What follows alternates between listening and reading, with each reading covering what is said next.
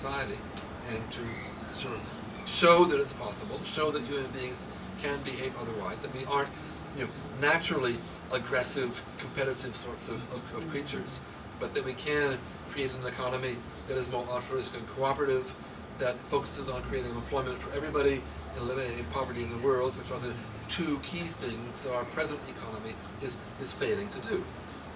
Its search for productivity mean we shed labor wherever we can in order to increase the profit margins, and we couldn't care less about the poor because they can't afford to buy our products, and therefore we ignore their health needs and so on and so forth.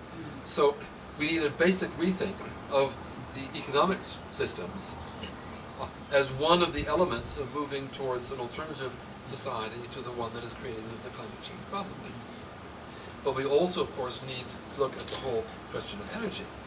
And there's an interesting quote from Baha'i writings go back to the 1930s saying that we need to develop every available source of energy on the surface of the planet. So it's not just, the fossil fuels. In any case, they're rapidly running out. Look at the projections for peak oil. And the Greens saying, well, it happened in 2005. And the ultimate optimists saying it will happen in 2040 or 2050. And the oil companies are saying 2020, 2025. But then you think they ought to know something. At the same time, I don't think we should be driven by a disastrous scenario. I don't think it's healthy either. I mean, when I was a kid, the concern, of course, was the Third World War. A nuclear holocaust was going to be coming. Everyone was building nuclear bomb shelters in their basements and so on. Which could now be watertight. Yes. If they're watertight. These are realistic scenarios of different ways, different paths towards the future that can be extremely destabilizing.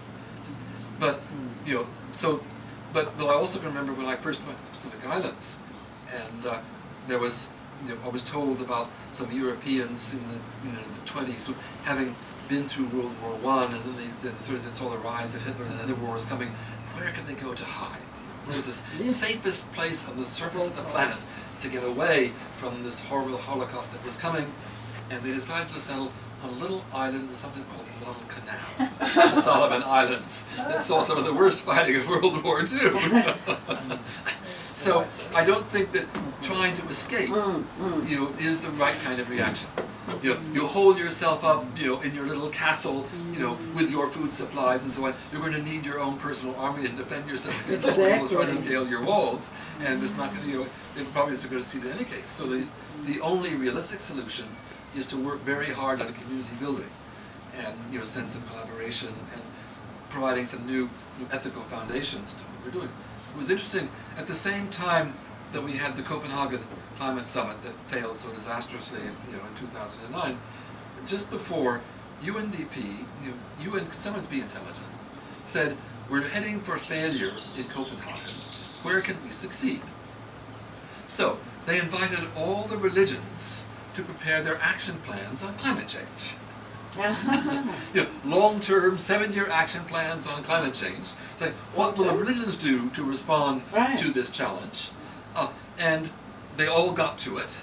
And so we had a Buddhist action plan on climate change, and a Hindu action plan on climate change, and a Baha'i action plan on climate change, and about 20 Christian action plans on climate change. They couldn't get together, do one action plan on climate change. So we even had a Franciscan action plan on climate change and a Catholic bishop's action plan on climate change. And even within the Catholic Church, they couldn't get their act together. But simply the fact that they were there, and these were launched at Windsor Castle with Prince Philip and Ban Ki-moon. So they were given a certain amount of visibility in terms of the commitments that the faith groups were willing to make to work, addressing this as an ethical issue, addressing this as an issue that required, treating at other levels than just the scientific level. And things are moving ahead. At that meeting, the mayor of Jerusalem was there, and she had the idea, let's organize a federation of pilgrimage cities to green their footprints. All these people traveling to go on pilgrimage to these various holy places. Can we learn how to make this more environmentally sustainable? Can we learn how to, reduce the carbon footprint of these processes and so on? And they've now actually set up such a league of pilgrimage cities with Jerusalem and Haifa, and I don't know what it is in India and in various parts of the world. The idea is going ahead and so on. So it's not simply some nice words somewhere, it's actually leading some kind of concrete action. And for the Baha'is, the commitment basically was to bring issues of environmental responsibility and climate change into all of the core activities. Developing, study books, studies on climate change, and junior youth and children's class materials on that. So this is all in process now, being prepared to say this is an issue that every Baha'i community in the world needs to be aware of and needs to begin to respond to, and, in an appropriate way, not going to an extreme, but recognizing that there are always lots of different things that one can already do to simplify one's life.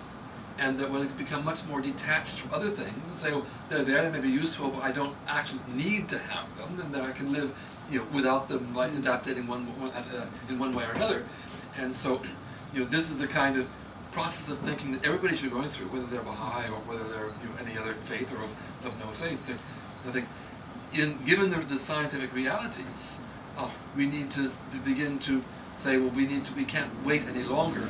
The science has become so strong today that there's no doubt where this is coming from. There's no doubt about the kinds of actions that are needed in order to bring about those changes. It's clearly going to be harder for some societies than others. I mean, the American way of life is a particularly climate unfriendly system with the enormous spread of suburbs and the ultimate reliance on the automobile and so on. And so communities like that are going to suffer much more in the transition because it's much more harder for them than for those. I mean, in Geneva, where I live, 87% of the electricity already comes from renewable sources. And you actually can pay more electricity bill to finance research into new renewable sources of energy and accelerate the transition. And over 40% of the population pays the higher rates to help accelerate the transition. Yes, voluntary. It's voluntary. You have a choice of 4 electricity rates. You have the blue rate, which is hydroelectric power from the mountains. You have the yellow rate, which is all generated locally in the canton of Geneva, from solar panels, from mini hydro, and so on and so on. You have the green rate, which is ecologically certified and most renewable and funding these new transitions. Or you have the gray rate, which is the last third of a gas turbine in Luxembourg, with Russian gas, that's meeting the little bit they don't yet produce entirely from renewable sources. And so people choose, and I say, well, 40% of the population has voluntarily chosen, the highest rate to, so, there are ways people are willing to make the efforts when they see this in the long term. So it's only our politicians who don't have any long-term interest, just look at the next election. And in Geneva. Right? It's in Geneva. Did that also apply throughout Switzerland?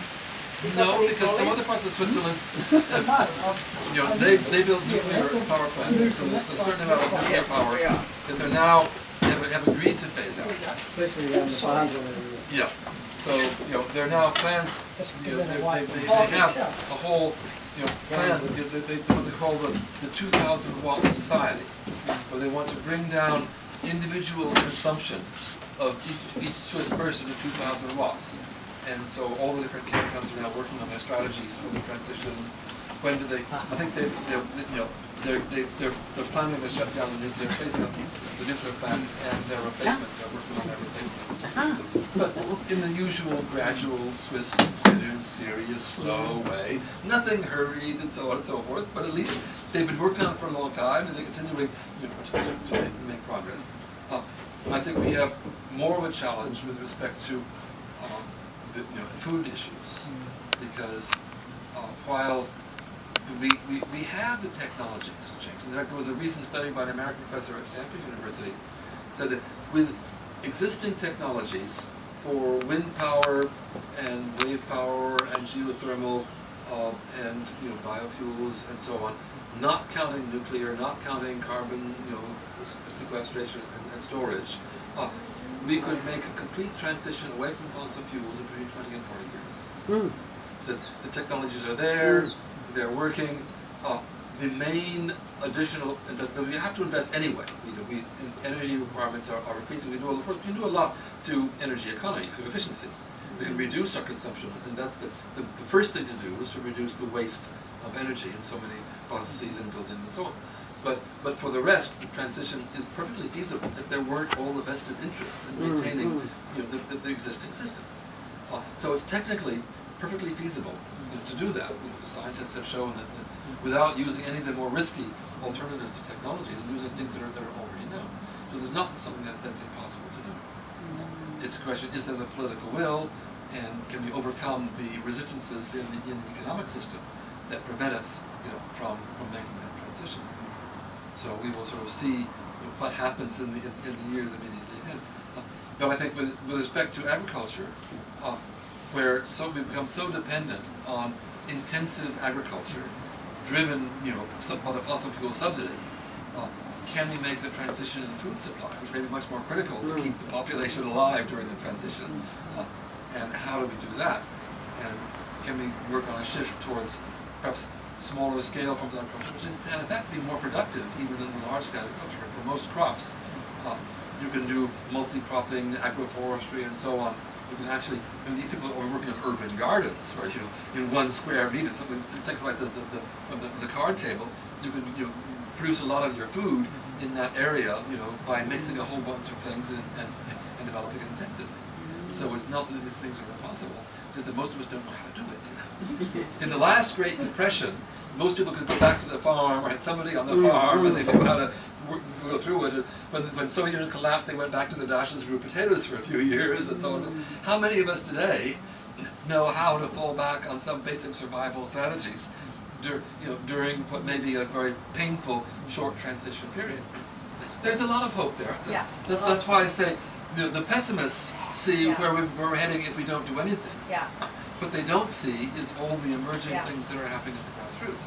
And that's why I said the focus on community is so important. So at that level, you can be educating the children, you can be teaching the pre-teens to be detached from the material society, not to become trapped by the consumerism, not to feel they have to have the latest iPhone and the latest tennis shoes and so on and so forth, and understanding why. And that if they have values that are more stronger, they will, because of my values, I'm going to say no to that, and I will say moderation to that, and so on and so forth. Giving them, the intellectual and emotional and spiritual tools to be able to plan their life more in accordance with their values and not simply be passive consumers being manipulated by the marketplace, which is what the consumer side would like us all to be. That's what they carefully trained in reality, I can't see the youngsters giving their iPhones or whatever the latest one is away. But one of the things I'd like to see, particularly in my own family, which I haven't discussed with them, is do they have to upgrade them every 6 months? I mean, that seems waste. Use it until it's really not working for you, and then maybe think about changing and recycle. I'm not saying go back to the Stone Age, and live in caves, and send smoke signals, or something to communicate. But to use the technologies in moderation, and to be aware how much of what's there is manipulation, how easily also one can be trapped. I think there's a whole psychological dimension to these technologies that we haven't yet had enough experience with to understand. One of my nieces, she suddenly realized her telephone had stopped working, and I guess she had a limit on 1,000 SMSs per month, and she'd already used that up in the first week or something like that of the month, and so she'd have to wait till the next month. So she was learning her lesson of moderation, but so I think those are the kinds of lessons we need to do, not you simply go to. And there's enormous potential in those technologies. There are new kinds of connections and new kinds of sharing that are taking place, and new kinds of unity that can come out of that process. And so, these are tools that can be used. Like the power of education, as you saw with the course on sustainable development. Here you have a course written by somebody in Switzerland and produced by a group in Wilmette, Illinois, in America.